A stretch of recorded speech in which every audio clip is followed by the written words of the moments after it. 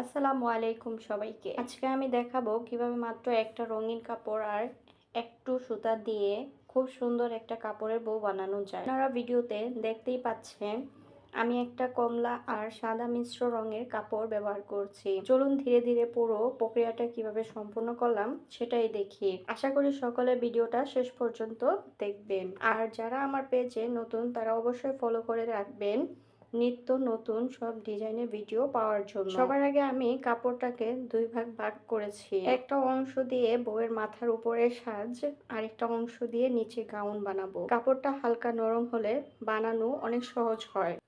এখন আমি কাপড়টাকে গোল করে ভাঁজ করে মাঝখানটা হালকা টেনে এনে একটা ফুলের মতো আকৃতি বানিয়ে নিচ্ছি। এই জায়গাটাই হবে বউয়ের কোমর ও গাউনের ফোলা ভাগ। এরপর কাপড়ের ভাঁজ করা অংশগুলো দুই পাশে ছড়িয়ে দিয়ে হাত দুটো তৈরি করছি। খুব বেশি নিখুঁত হওয়ার দরকার নেই, হাতের মতো দুইটা অংশ আলাদা বোঝা গেলেই যথেষ্ট। এবার আমি বউয়ের মাথার জায়গাটা তৈরি করব। মাথা বানানোর জন্য আমি খুব ছোট করে একটা গিট দিয়ে উপরে টেনে ধরলাম। মাথা ঠিক হয়ে গেলে আমি সবকিছু এক জায়গায় ধরে সবুজ রঙের একটা সুতা দিয়ে বেঁধে নিলাম। সুতা দিয়ে বাঁধার এই অংশটাই পুরো বউটার আকৃতি দাঁড় করিয়ে দেয়, তাই একটু শক্ত করে ভালোভাবে বাঁধতে হবে। এখন আসছে সবচেয়ে সুন্দর ধাপ, গাউন ঠিক করা। নিচের কমলা সাদা কাপড়টাকে আমি ভালোভাবে ছড়িয়ে গোল আকৃতিতে সাজিয়ে নিচ্ছি। ফুল কাট ডট গুলো দেখলে গাউনে খুব সুন্দর একটা ডিজাইনের অনুভূতি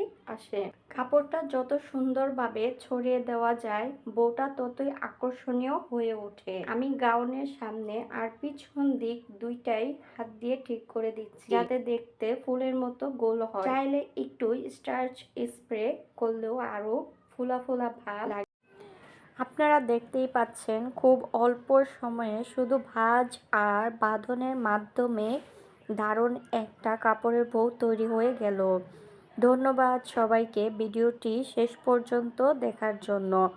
ভালো লাগলে অবশ্যই লাইক, কমেন্ট অ্যান্ড শেয়ার করতে ভুলবেন না। ভালো থাকবেন, সুস্থ থাকবেন। আল্লাহ হাফেজ।